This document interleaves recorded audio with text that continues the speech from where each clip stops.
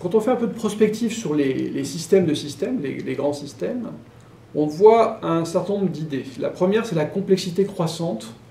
Et il n'y a aucune raison que ça s'arrête. Elle croît à la vitesse avec laquelle on est capable de la maîtriser plus ou moins bien. Donc, ce n'est pas non plus une croissance exponentielle. Mais elle croît et elle nous pose de plus en plus de problèmes. Face à cette complexité, il faut d'abord rester très modeste. C'est la première leçon des gens qui étudient les systèmes complexes, c'est il faut être prudent. Ensuite, il faut se retourner vers Mère Nature pour réinternaliser les bonnes pratiques, à savoir beaucoup de redondance, beaucoup de modularité, une architecture par niveau. C'est-à-dire que les systèmes complexes où tout le monde voit tout le monde, on va droit dans le mur, on sait qu'on n'arrive absolument pas à les gérer, donc il faut vraiment avoir des hiérarchies, de la même façon que le corps humain est organisé en système et en sous-système. Plus le monde est complexe et plus on construit des grands systèmes, plus il faut garder des architectures simples et avoir des principes de conception simples. Si vous êtes une petite équipe avec 10 personnes et que vous avez un problème technique à faire, et que vous savez bien coder, mais il n'y a pas de raison de ne pas se faire plaisir et de faire des solutions très élégantes et très puissantes.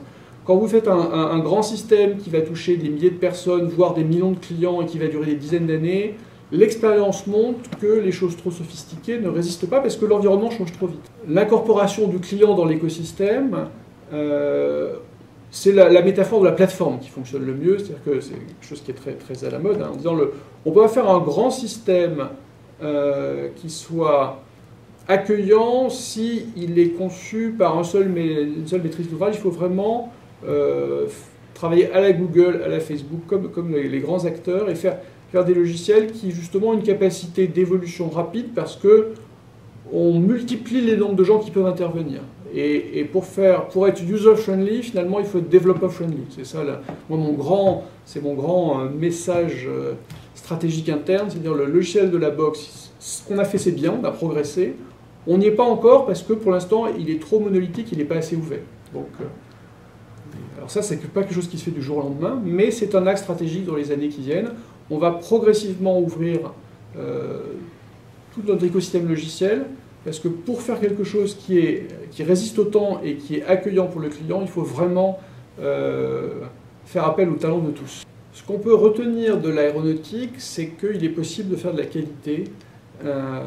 C'est frappant en utilisant de la redondance, de la vérification, beaucoup de choses. Et ça illustre bien un des principes clés du Lean Software qui est Quality First. C'est-à-dire que c'est pas parce qu'on veut aller vite qu'on s'autorise à faire du code sale. On fait moins de choses en fait. L'idée brillante, c'est qu'il y a une tension entre être agile, aller vite, et Quality First, right on the first time. La tension se résout en disant on va faire moins de code. Donc ça nous permettra d'aller vite et néanmoins de faire du code qui survit parce qu'il est de bonne qualité. Une des autres, je dirais la transposition de l'aéronautique dans le monde du software, c'est l'extreme programming, c'est le test-driven programming, c'est le fait de tester le plus vite possible, le plus tôt possible.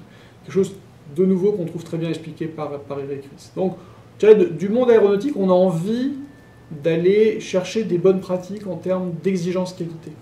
Les réseaux télécoms, je dirais, fonctionnent bien, ils sont soumis à une explosion permanente des volumes.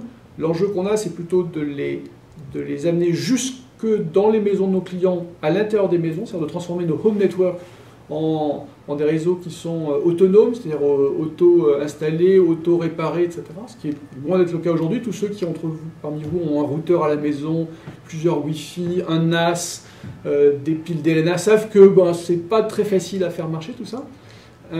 Et un des rôles des opérateurs, en tout cas le rôle de Bouygues Telecom, c'est bien d'amener une qualité d'expérience et de plaisir d'utilisation des objets connectés à la maison en maîtrisant la complexité du home network.